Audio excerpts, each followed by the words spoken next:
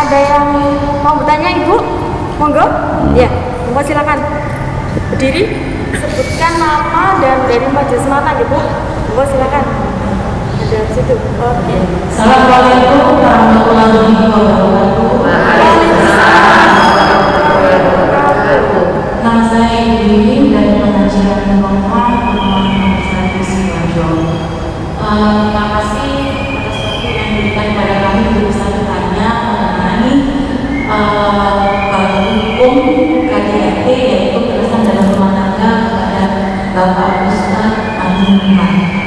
Pertanyaan saya ini, dengan adanya hukum untuk permasalahan KDRT, berarti kita sebagai wanita terutama sebagai rumah tangga itu kan pada kita tuh belajar tersebut untuk lebih berani, mungkin seperti itu Ustaz ya.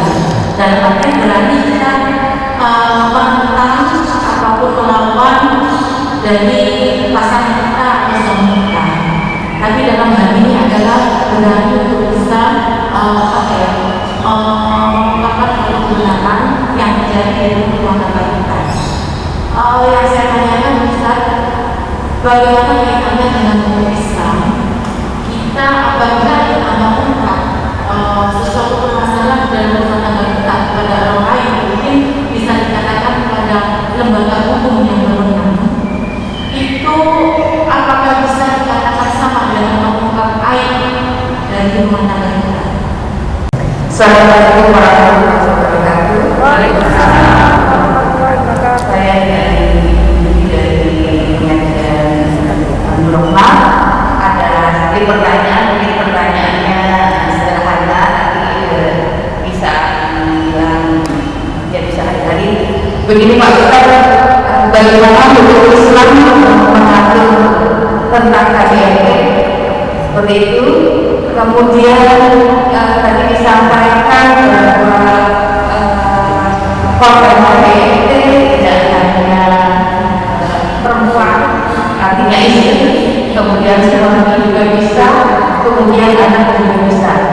Yang ingin saya tanyakan, untuk pelaku KDRT dalam rumah tangga, apakah semua anggota keluarga tersebut bisa dijadikan sebagai pelaku KDRT, misalnya suami, istri, anak, ataupun anggota keluarga lainnya? Mungkin segitu aja Pak Ustaz, mohon penjelasannya. Terima kasih. Assalamualaikum warahmatullahi wabarakatuh. Waalaikumsalam. Saya mau bertanya, nama saya Ustaz pengajian bagaimana sikap kita bila ada tetangga yang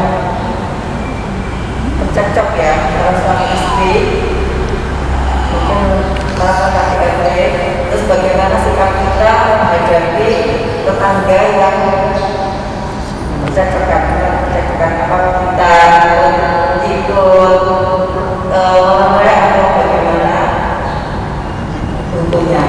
Terima kasih. Assalamualaikum warahmatullahi wabarakatuh. Pertama dari Bu Win tadi berkaitan dengan apakah ini termasuk menyebarkan atau mengungkap aib keluarga. Jadi inilah yang mendasari mengapa undang-undang ini terbit. Jadi Undang-Undang 23 2004 tentang penghapusan kekerasan dalam rumah tangga itu memang garapannya lama. Jadi sebetulnya ini diilhami oleh, tadi saya ngomong, oleh para aktivis Komnas perempuan, aktivis perempuan yang selama ini merasa dirinya jadi korban, yang mau lapor itu nanti sungkan ya tadi itu untuk dianggap tidak setia sama suami, bangkang dan seterusnya. Nah, maka disitulah diatur, bahkan saya sedikit cuplik dari undang-undang itu. Jadi KDRT itu dimanifestasikan sebagai pola perilaku kasar terhadap pasangan intim atau keluarga di mana pelaku kekerasan menggunakan kekuasaan dan kendali atas korban. Jadi undang ini diadakan jenengan supaya tidak jadi sebuah sansak hidup maupun sansak jiwa. Kan saged nggih jenengan dilarani terus, kan jenengan kan kematus niku nek menengai gak lapor mergo mati ya ngono. Oh iku mati apa? Lho karena ngenes. Nah, kan lho, nek mati ngenes kan pulih nyun sewu ditakoni kali malaikat bukan akhir kok ngono sampean kena marah bukan jawab begitu sampean kok kuru ini kan takon sungkan. Nah, kemudian kekerasan juga yang dapat bersifat mental. Nah, ini jadi paham ya, kekerasan yang juga bersifat mental, fisik, ekonomi dan seksual yang sudah saya jelaskan tadi kan.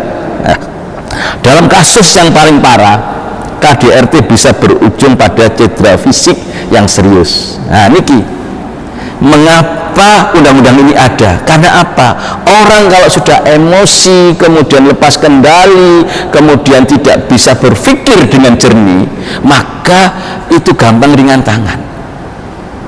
Nah jenengan misal jadi sansak hidup pokoknya bojo mole moro ngono gak oleh misal mungkin apa grip atau yang kaitannya dengan layanan jasa kemudian sepi, ini kan isinya emosi. Nah pulang itu kemudian tidak membawa nafkah malah bawa bencana. Karena apa? Bojone gak lupa gak gawe wedang wis murang-muring kok ini dadi apa? Plak.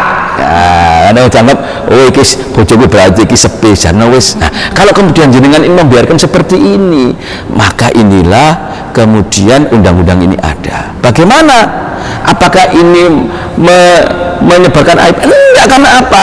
Jenengan kalau kemudian karena apa? Dalam perkara KDRT di kepolisian itu juga dijaga. Ada penyidiknya tersendiri. Kemudian yang bisa melaporkan adalah korban, kemudian orang yang dalam keluarga itu atau orang yang mendapat kuasa. Kata saya di LPBH, saya ini juga sekarang dalam pendampingan terhadap yang ditangani oleh muslimat. Jadi mulai adanya misalnya pencabulan, anak tiri yang dalam rumah tangga itu, kemudian di kekerasan juga ada. Tapi anaknya tidak mau cerita. Kenapa? Kemudian di pondok baru cerita. Hal seperti ini kalau kemudian kita tidak ungkap, maka jadi gini kuncinya ibu-ibu sekalian, jenengan membiarkan sesuatu kemudorotan itu besar terjadi, tapi kemudian membiarkan orang misalnya korbannya tidak ada jenengan nanti bisa jadi kan bisa jadi menimpa orang lain. Nah, maka disitulah dalam undang-undang ini dan misalnya ancamannya itu juga berat. Nah, nanti juga soal anak ya tadi itu ya. Kemudian kalau anak, kalau masih ingat saya dulu itu sekolah masih nyun sewu nggawa penjalin gede nggih marang digebukno kula mulai dulur gamane ngoten ngelapor orang tua tambah diseneni kali wong tuwa kon berarti nakal kon wis meneh kon laporno guru meneh wis cek diajar meneh. Nah, jadi ada rasa gerah di sini. Tapi sekarang nyun sewu dulur titik biru wong tuane tambah ngono napa guru dilabrak. Nah, ini contoh di rumah tangga juga begitu. Selama itu yang saya kalau dicubit itu kasih sayang, birunya itu bukan biru sakit misalnya. Tapi kalau anak atau mungkin misalnya istri atau anggota keluarga ditampar atau kemudian ada pukulan itu dengan jiwa emosi masih beda. Walaupun misalnya mau ngecap tapi masih jangan dalam hati. Inilah yang namanya termasuk kekerasan fisik dan psikis. Sakit, lapar sakit, memang dibutuhkan sebuah. Jadi kemarin itu kita ada perkara ini di visum tidak bisa, buktinya tidak ada, tapi akhirnya apa, saya ke psikiater, kemudian di psikolog itu dia ke Polda, jadi ke Bayangkara, masalah Bayangkara itu ada hasil kemudian wawancara terungkap kalau anak yang belum dewasa ini jadi korban kekerasan.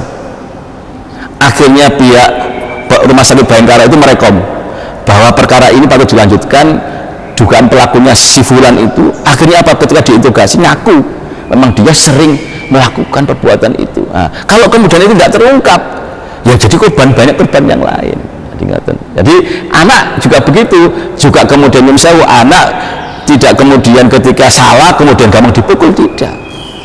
Dan saya yakin orang tua tidak seperti itu pada umum. Tapi menurut saya ada kriteria-kriteria khusus perilaku-perilaku orang tua, temperamen dari orang tua kan beda-beda. Ada yang gampang emosi, kemudian cepat itu. Jadi jenengan sebagai ibu-ibu ketika tahu itu, wis ditarik aja anaknya.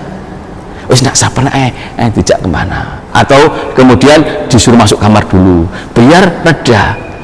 Yang jelas kalau ada api kemudian kita juga menyalakan, maka menjadi berkobar. Nah, kapan kemudian jadi air? Ketika kemudian ada api yang berkobar. Sebaliknya ketika kemudian suasana kok adem ayem, juga nggak enak juga. Artinya adem ayem itu nggak ada gairah. Wis pokoknya bahan aku mulai, ya gak apa-apa, pakai aku turu ya turu. Jadi anaknya pulang subuh, kemudian apa yang dilakukan, apa dugem, atau kemudian ke kafe, atau di situ dia ngakunya pamitnya online, kuliah online gitu. Ternyata enggak kuliah online. Nah, itu. Bahkan yang saya bayar SPP, bayar, sudah ditransfer, sudah di ini, ternyata nggak dibayarkan.